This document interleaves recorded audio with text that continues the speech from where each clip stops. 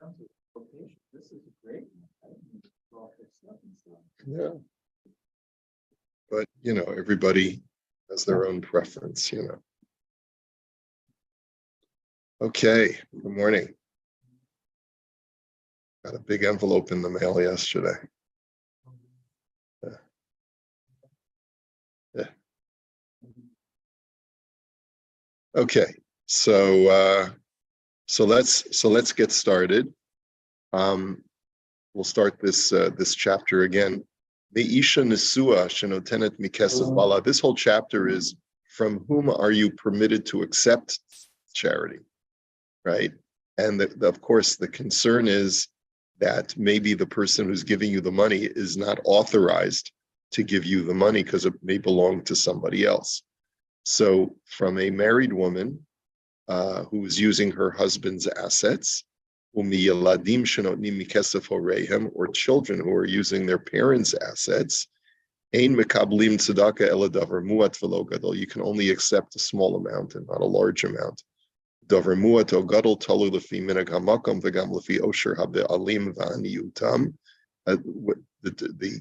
determinant of what is considered small or large is all subjective depending upon the wealth of the individual. And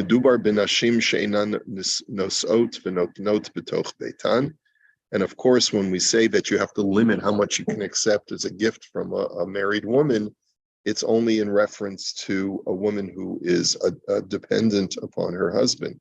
But let's say a woman is a business woman, and you come to her place of business and you ask her for tzedakah, it's manifest that this is her own money that she's giving you, so then it's not a problem. But we also know that nowadays women have control over money in their own house. A lot of times a woman will do business with her own assets. And this is true perhaps even especially in the Haredi world, where in some households the woman is the primary earner. So therefore, yesh poskim shemekabel mehem davar gadol v'yesh cholkin. So there you have a machlokas. Some say that nowadays it's no problem to accept gifts from married women, and some dispute this. Everyone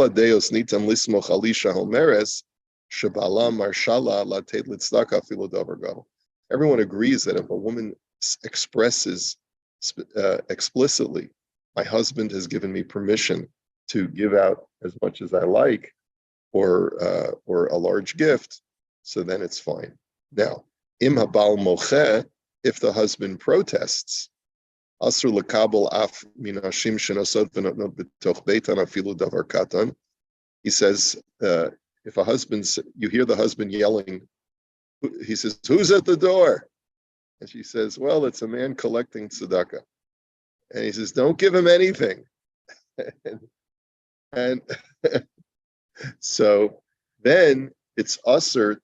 The shliach mitzvah is usher to accept a gift from the woman.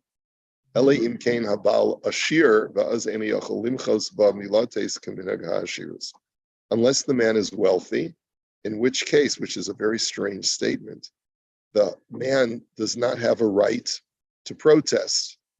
He says, "Keminag ha'ashirus," as is the custom of wealth. Or he cannot give less than what his wealth would require him to give. And also what's ambiguous is that what if the guy's a nudnik and he's been hacking the guy at Chinik in shul. He finally gave him a gift in shul, and now he's coming to the front door and he says, "Oh, I'm coming tzedakah, right? And you got to give me." And the husband says, "Don't give him. I already gave him at the shul." So this halacha is not properly phrased, in my opinion. Obviously, there are going to be circumstances where the husband does have a right to say to his wife, "Don't give him. He hacked me a chinik. He was a pain in the neck. I gave him an initial amount. He wasn't happy. He kept trailing me and hounding me and embarrassed me in front of my friends. But don't give him anything anymore." Okay. Isha shabala kamtzan ve'eno rotze latet litzdaka Asur lo lechalik es mamona litzdaka lelo yediyasa. If a man is stingy, or what's the a better word, frugal, and he doesn't want to give to tzedakah, and this is well known, then his wife does not have permission to give tzedakah out behind his back. That's actually a form of theft. Even though she thinks her husband is acting incorrectly, she never, and we did see this when we were learning Imrei Yaakov as well. A woman does not have a right to take her husband's assets, even though she feels she's doing him a favor. In other words, her rationale is, maybe if I give more tzedakah, I know my husband can afford it, and I know he's stingy, you know what, and he's a tightwad, and he doesn't want to share tzedakah with others. But I believe that if he would, he would become wealthier, and he'd become a happier person, and his blood pressure would go down, and he's just got to chill out. But she's not allowed to do that when it comes to his finances. She doesn't have a right. It's still theft. Okay. Asur lekabel tzedakah meisha lelo yedias baila al smach sheyismach kesheyedazos. You're not allowed to accept tzedakah from a woman who's giving out money without her husband's knowledge, with the assumption, because you assume that when he finds out, he'll be happy. Im yitachen shemitchila haya misarev lateit. If it's a scenario where initially he would protest and then only afterwards he would be mollified, where his wife would sweet talk him and, she'll make his favorite dessert and whatever it is. But that's also, if you know that the husband really doesn't want her to give, you're not allowed to accept.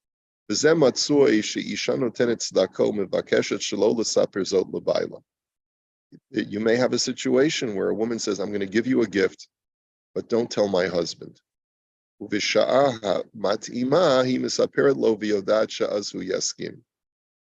she says, don't worry. I know he doesn't like you. He doesn't want me to give you tzedakah, but don't worry. I'll sweet talk him and I'll smooth things over. You're still not allowed to accept the gift from her. If you know that at the time she was giving, the husband would be upset and would not want you to receive, you're not allowed to take from that woman.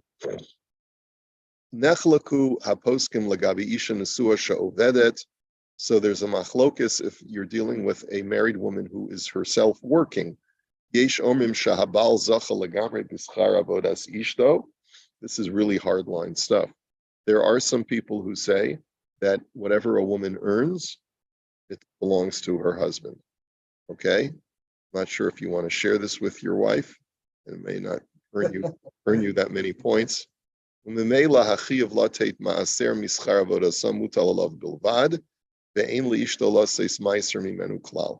Right? Because according to that opinion, and which is technically correct based on the rules of the Gemara, whatever earnings a woman brings into the household is controlled by the husband. And therefore, it's up to him to give tzedakah. So she can't say, according to this opinion, because there's a difference of opinion here, but according to this opinion, a husband would have a right to say to his wife, woman, whatever you make, I'm in control of. You don't give tzedakah, I'll give the tzedakah. And the truth is, there are probably certain households where the husband might say that. And if that's the case, then if she's okay with that arrangement, whatever, maybe they should go see the rabbi or something, or go see a therapist. But it all depends on the arrangement in the household. ויש אומרים שיש לשכר עבודה דין נכסי מילוג, היינו שהקרן שייכת לאישה, והפירוס היינו הרווחים שניתן לקבל ממנה שייכים לבעל. And some say no. Some say whatever salary she earns as a working woman has a status of nichse milug. We've learned that term before. It basically refers to property that the husband only has the rights to enjoy the dividends of that salary, but not the salary itself. ולכן האישה לא יכולה לתת מעשר ללא רשות בעלה על אף שהמצווה לתת מעשר מהקרן מוטלת עליה. But since she would be invading the principle of her salary um, um, by giving tzedakah, she's deducting from the principle that her husband is entitled to live off of, and she would therefore not be allowed to give meiser. She would not allowed to tithe that, because that would the husband could protest and saying, "You're not letting me invest that properly." And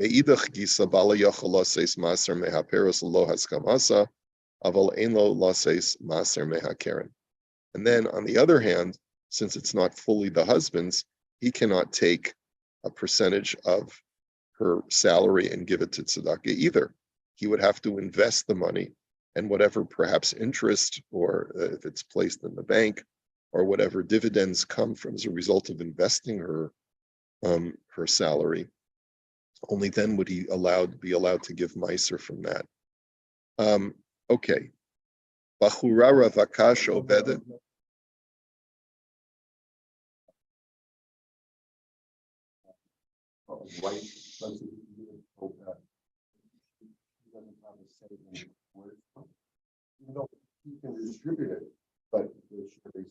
According to this opinion, that the husband controls his wife's assets, she can't even designate where to give it.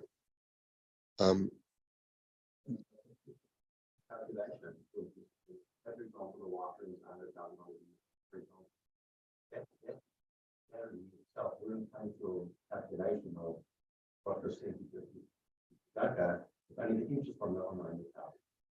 That's my simple understanding of it. That seems to be what he's saying. Now, as far as how much of that interest from the $100,000 you give to tzedakah,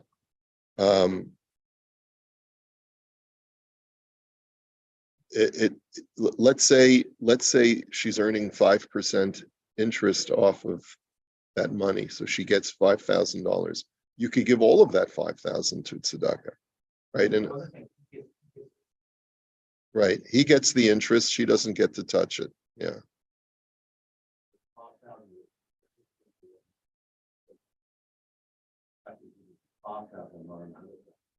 Well, I don't know. I don't know whether the normative rules of percentages of tithes apply in this case. It could be that he would only be allowed to give up to $5,000, but it could be that he's not obligated to go beyond 20%. Let's say, in other words, it could be he could give more since the principle is remaining intact.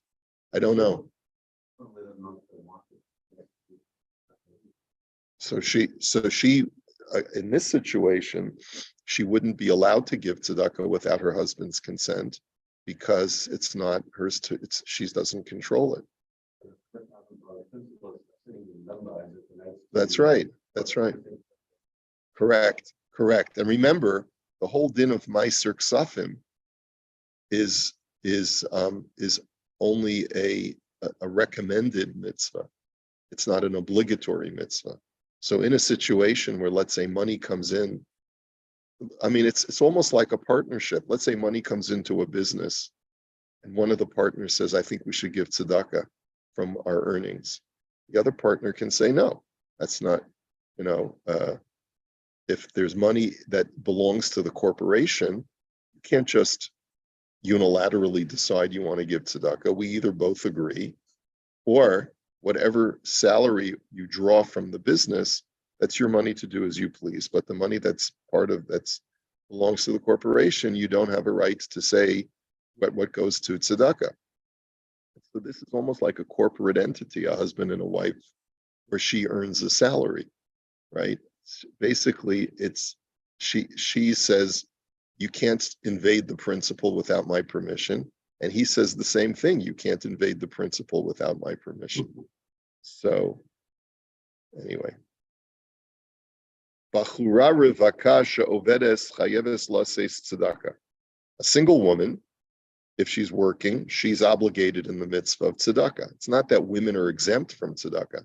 It's that women have the same obligation.